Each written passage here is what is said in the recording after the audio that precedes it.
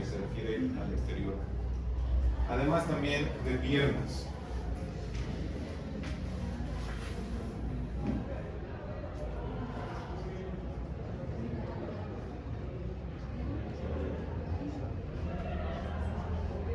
Justo se me cerró la voz.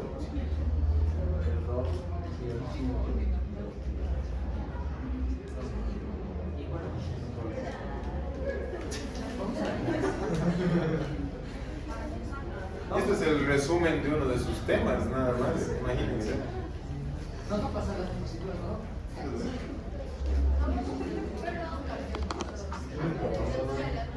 Nunca les pasé. No. Entonces no me dejen salir hasta que les pase. Perdón. Así se llama. Muy bien. Básicamente, este tiene un tratamiento a través también de la inmunosupresión. ¿Qué sucede? Si nuestro sistema está atacándonos, básicamente, tenemos que empezar a inmunodeprimir al paciente, pero esto antes de que afecte la parte renal, antes de que afecte la parte orgánica. ¿Por qué? Porque si dejamos madurar, básicamente es bastante complicada de tratar. Síndrome de Churg-Strauss. Por esto vamos a ir un poco más referente a lo que significa la parte celular. Vasculitis necrosante de vasos solamente de pequeño calibre. Entonces estamos hablando básicamente de que el riego no va a llegar a las partes más distales de nuestro organismo. Las lesiones van acompañadas de granulomas y eosinófilos.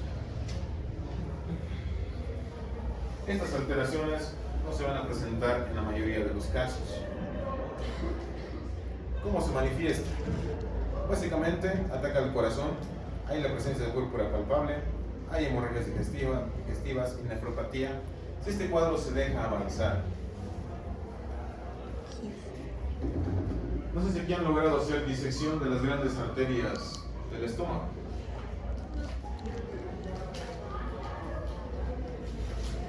No, esto lo vamos a ver ustedes y la punta. Está que ya no vamos a hallar. Con el conocimiento Entonces, si ustedes ven, en todo nuestro organismo siempre viene de una arteria grande a una mediana y a una pequeña. Esto para poder llegar básicamente a diferentes situaciones. Pero si los vasos pequeños son afectados y básicamente se necrosan, ¿cómo será que se encuentran a estos pacientes? ¿Oh?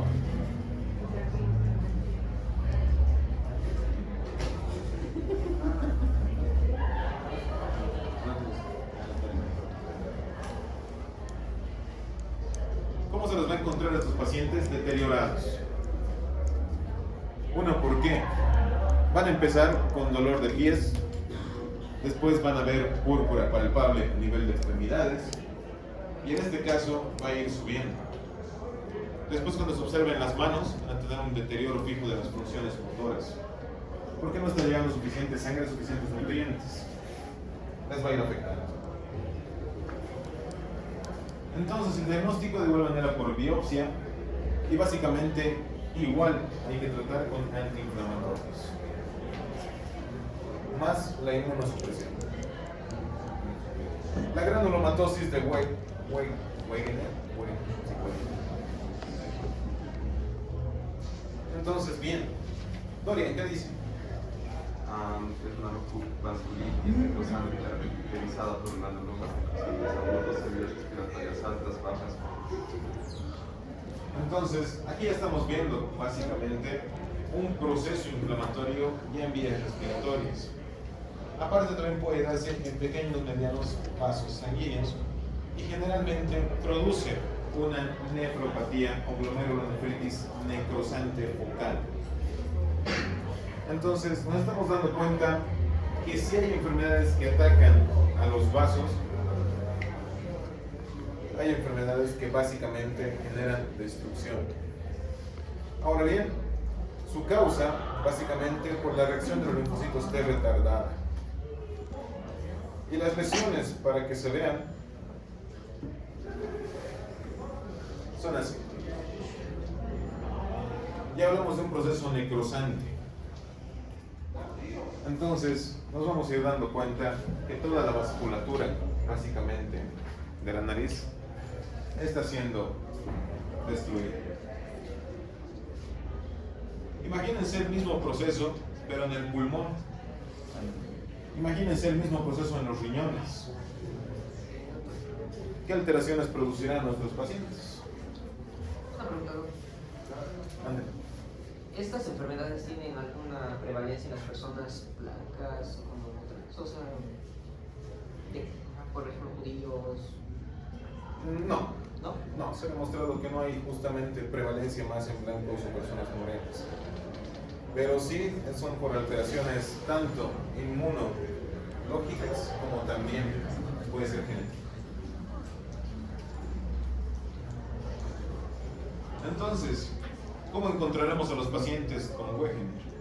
Van a tener neumonía persistente con infiltrados nodulares y cavitatorios, sinusitis crónica, úlceras mucosas, exantemas, mialgias, afección articular, básicamente polineuritis, fiebre.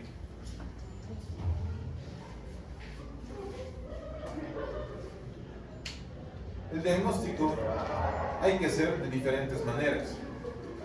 Si dijimos primeramente que afecta a los pulmones, habrá que hacer una broncoscopía para ver hasta dónde está la afección pulmonar. Si necesitamos ver los riñones, la manera más fácil es hacer un examen de orina. Si necesitamos ver el trayecto sanguíneo para ver hasta dónde está afectando, el examen de sangre. Ahora bien, tromboangitis obliterante o enfermedad de Buerger. Ayer me decían enfermedad de Buerger.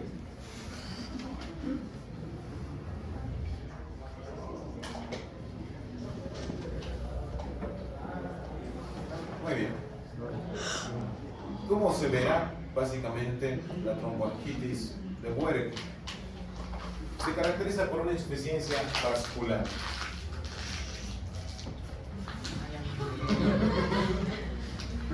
¿Cuál es la necesidad de hacer chuño al vaso? Estaba molestando. Toda la atención está en usted. No sé. La costumbre.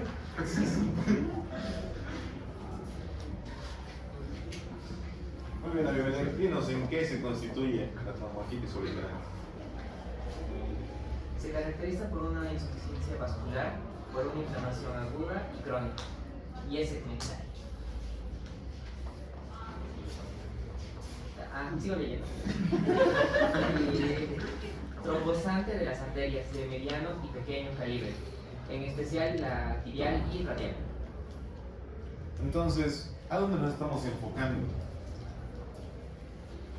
Hay veces que la tromboangitis obliterante se confunde con varices. Porque ya que se encuentra a ese nivel, se piensa muchas veces que es una varice.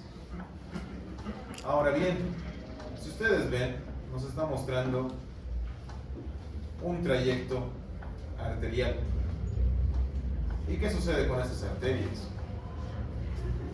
Generalmente no coinciden llegar hasta donde se necesita, no están cubriendo toda la parte muscular y tampoco están dando un requerimiento basal específico a la parte muscular. Y esto es bonito. Aparecen fumadores antes de los 35 años. La causa se cree que es directamente al tabaco y la vasculitis predomina en extremidades. ¿Por qué digo que es bonito? A todos mis estudiantes durante toda la carrera los voy concientizando para que dejen el pinche cigarro, para que dejen sus pinches vapes. ¿Por qué me mira a mí?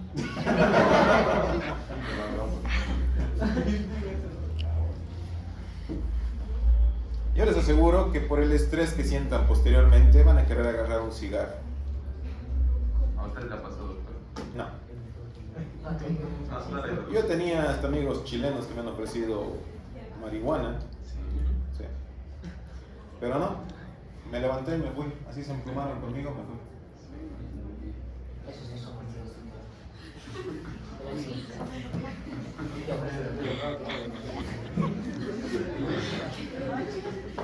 Entonces, esta pequeña burrerita que se colocan en la boca produce un montón de enfermedades.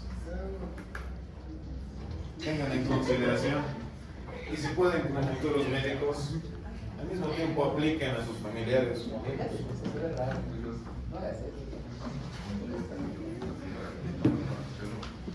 Las manifestaciones clínicas de la tromboangitis obliterante: flebitis nodular superficial, sensibilidad al frío en manos, dolor del pie, dolor intenso en reposo y úlceras crónicas en dedos.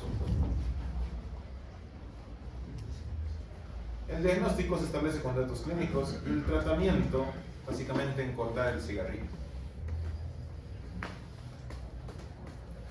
Lo que ya conocen, el fenómeno de Raynaud's.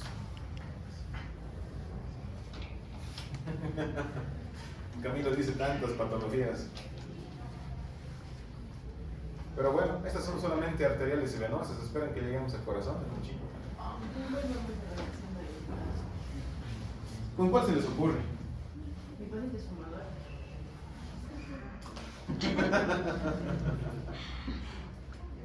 Ahora bien, ¿qué será el fenómeno de Raynaud's? Episodio paroxístico de palidez o cianosis de los dedos de las manos de los pies. Aquí en la foto inferior tienen eso. Generalmente, ¿por qué? Al igual que una patología ya mencionada, esta produce vasoconstricción, no permitiendo que haya suficiente riego distal.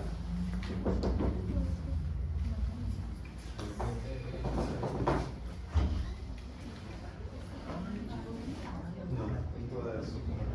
O patecitas así está vaciando, ¿eh?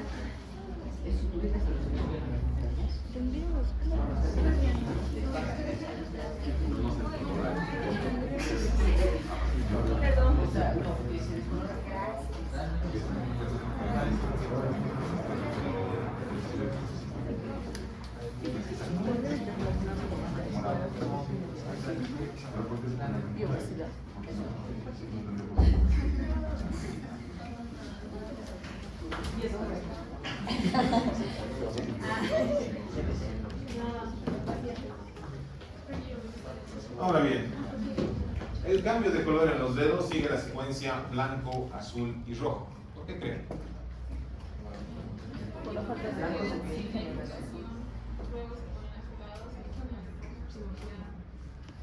No estoy diciendo repetirme la secuencia, estoy diciendo por qué.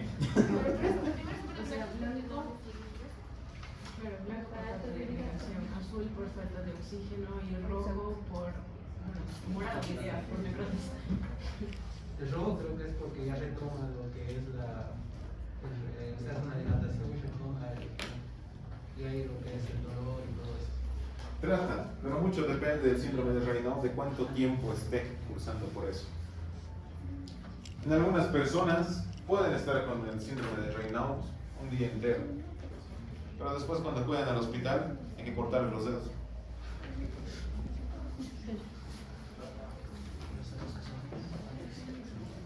Refleja una exageración de las respuestas vasomotoras centrales y normales al frío o a la emoción. Entonces, básicamente, los dedos pueden ponerse así.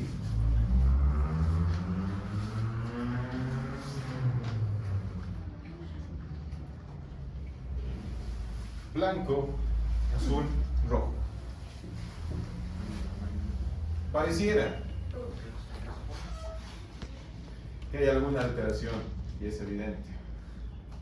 La prevalencia, básicamente del 3 al 5% de la población general, se da en un cuarto de los pacientes que presentan historia en un familiar de primer grado.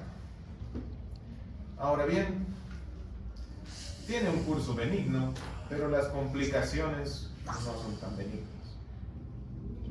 Entonces, atrofia de la piel, atrofia de los tejidos, porque básicamente puede cronificarse y puede complicarse. Si se deja progresar, resulta así. Los que están mirando con cara de desprecio a la imagen, nada. No, o sea, el paciente cómo se siente, o sea, la desesperación. No, pero el paciente. Bien, se clasifica en primario sin complicaciones y secundario, que tiene un cuadro de insuficiencia arterial extraordinaria.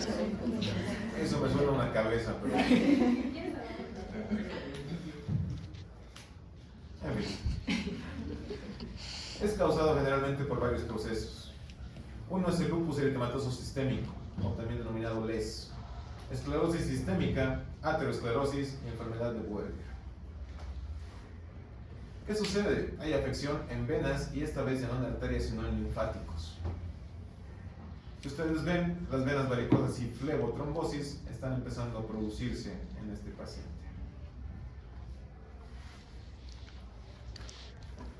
Entonces, el origen básicamente de las varices es por alteraciones a nivel de las venas. Por eso vamos a ver venas varicosas.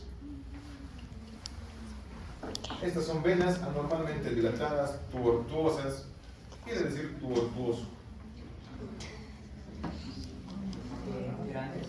No, esto se refiere al trayecto de la vena. No, tubertuoso quiere decir que va a tener un trayecto bastante irregular. Es irregular. Ahora bien, las venas siempre más afectadas y más notorias son de la piel. ¿Cuáles son los factores de riesgo? Ocupaciones que requieren largos periodos de postura erguida o en bipedestación. Generalmente la población médica es la que tiene más varices.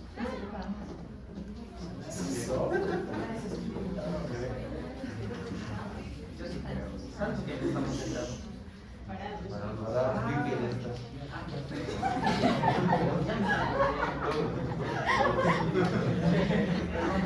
Sí, quiere decir dos.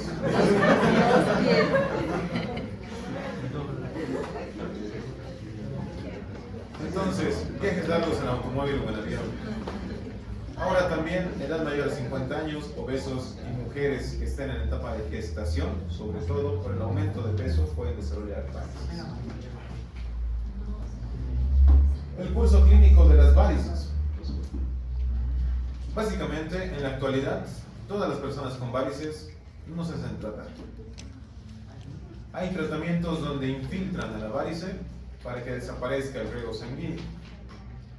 Hay otros tratamientos donde involucran el stent para auxiliar a la vena para que tenga un mejor trayecto. Pero la gente muchas veces no lo hace. Uno, por el costo. Un tratamiento para varices son $300. Entonces, no quieren. Y el tratamiento no es único, sino hay que repetirlo cada 6 meses. Vamos a ver entonces que hay venas incompetentes. Por éstasis venosa, por congestión, por edema, dolor o trombosis. Doc, y los fisiculturistas que tienen varices. Bueno, las personas que veo que son más corpulentas, musculentas, lo que mayormente tienen varices. Tienen varices, pero eso es por lo que están consumiendo. Eso es. La normal. Ay, por supresión arterial también. Su presión, lo que consumen. La verdad es que los fisiculturistas no solamente se pinchan esteroides, sino que utilizan varias hormonas. Entonces, bien, lastimosamente si dejamos progresar esas varices, terminamos en cuadros así, donde va a haber ya una ulceración. ¿Qué ha pasado? ¿Te ha pasado? No, es que tengo un familiar, o sea, tenía varices y sí me dice de aquí así se abre, pero se vuelve a cerrar, no sé con qué, pero es que no le pregunté, ¿verdad? Pero aquí se abre grande, chiquito a veces, depende de cuando está caminando varios. Básicamente, para que las úlceras se cierren, tienen que estar en descanso, reposo y utilizar cremas o hidratantes. Pero igual depende de la edad. El familiar va a llegar a una edad más avanzada y no va a poder ser. Ahora bien, las varices no solamente se van a producir en miembros inferiores, o no solamente van a estar por estar parados, sino que también tenemos otra clase de varices. En este caso, las esofágicas. Entonces, ¿por qué se producen las varices esofágicas?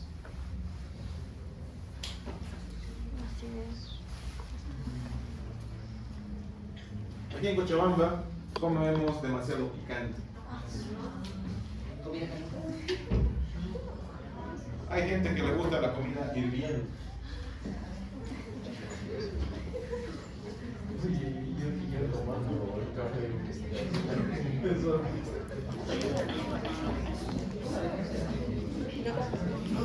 ¿Qué?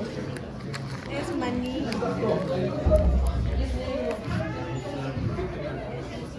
Es maní. ¿Qué es? Gato. ¿Me das? Si seguridad lo dejó pasar, yo porque sí.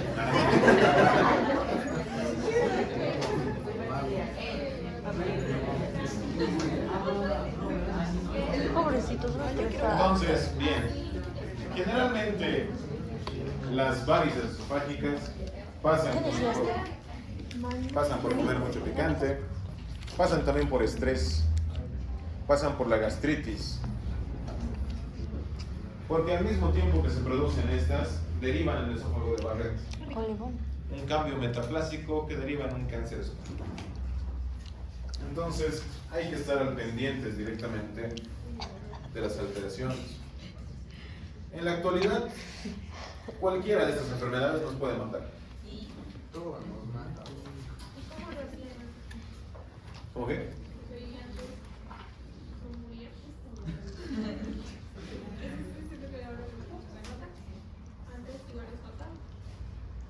Pero digo en la actualidad porque ahora estamos viviendo muy diferente a lo que se vivía en el pasado. Nos estresamos más. Nos estresamos igual. Otra cosa es cómo manejamos el estrés. Bebemos. Por ejemplo, entre mis estudiantes hay quienes se quieren jalar los pelos porque no saben el tema de la semana.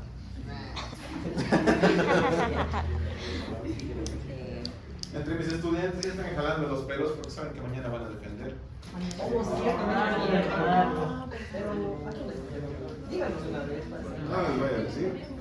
Todos tienen que venir preparados. Y el que se falte mañana, por si acaso, con excepción de Camilo porque tiene cosas que hacer desde coordinación. El que se falte mañana o llegue tarde mañana, automáticamente le bajo 10 puntos. Sobre el total de su nota.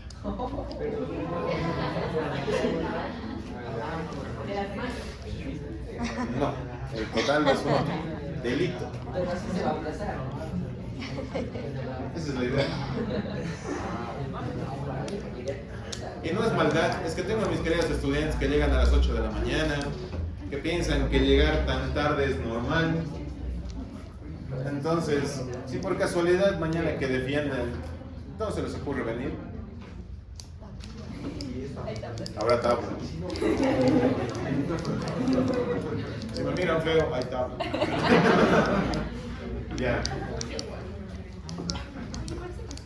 Fuera de las varices, tenemos también las denominadas hemorroides, que en este caso son dilataciones varicosas de las venas del plexo hemorroidal. No sé qué tan cierto es el que tengo un tío que me comentó que las hemorroides como tal, o sea, son súper peligrosas, ¿no? Porque creo que es una vena que sí lleva un flujo de sangre bastante significativo y que si se revienta una o si explota lo que sea, si no se atiende en cuestión de minutos es peor paciente. Sí. O sea, tú puedes morir en el baño.